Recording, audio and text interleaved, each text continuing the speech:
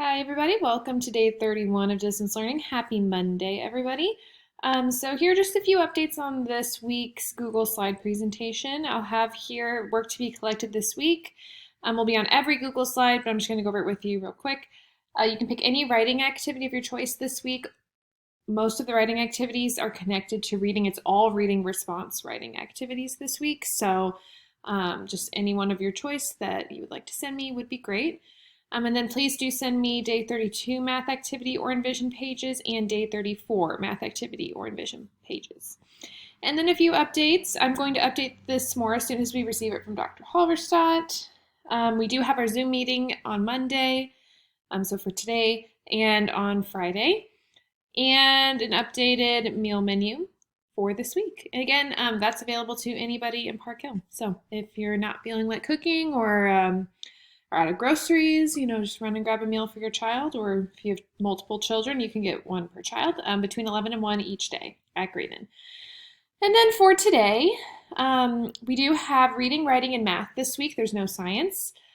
For reading today, they can choose any 20-minute activity. I would highly recommend they read Tommy Meets a Dinosaur or another fiction story because they will be needing a fiction story for their reading response today. And when they're finished reading that book, you can have them immediately jump into writing if you'd like, or they can finish out their 20 minutes reading something else. You can also choose to have them read a fiction story or Tommy Meets a Dinosaur, do their writing activity, and then come back after they're done with writing to finish that 20 minutes of reading. Again, the more they read, the better. So if they're feeling like 30, 40 minutes, great, good, I love it. So for reading, again, they can read this or any fiction book.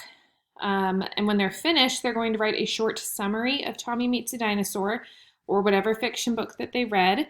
And they're going to use this keyword summary to help guide their thinking. So for this, have them open up a notebook page or a piece of paper, write 1, 2, 3, 4 lines.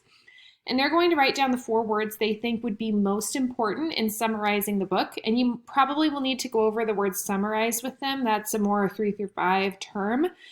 But just tell them it's basically retelling the story.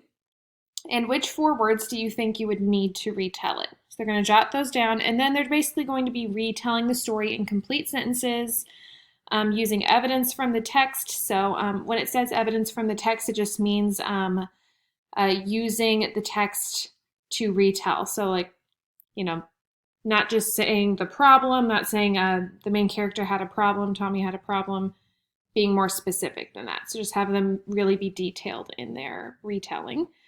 And then remind them, because it's retelling and it's a summary, that they do need to have those second grade conventions like capitalization and punctuation. So it's a great time to practice that skill really intensely. And then for math today, we have problem solving using appropriate tools. Mathematicians use many tools to help them solve problems. Look at this table of tools. So here, there is this list of tools, and I know at your home you do not have all of these. I'm actually going to be putting in a website that has some tools that you can use, some of these and maybe a few others as well, that you can open up for students so they can kind of do it on the computer, so that way technology can be like their math tool. And then they're going to solve the problems before and write which tool they used to help them solve it and why they chose that tool. So for these 2 problems, they will use some kind of tool to solve it, and then explain why they chose that tool. So they're going to solve it, write the tool they used, and why they've used it.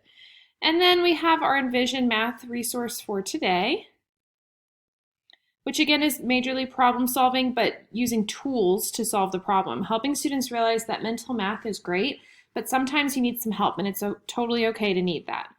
So completing that using tools. And again, some of these tools you may have, paper, pencil, number line you can create, string you might have. If you don't have place value blocks, that's okay. Same with cubes, same with counters. I'm going to link those math tools online if you find them helpful. And again, just having students use tools around them to help them solve problems. Then for fluency practice, we have Addition Clash if they have someone to play with, or Fact Monster.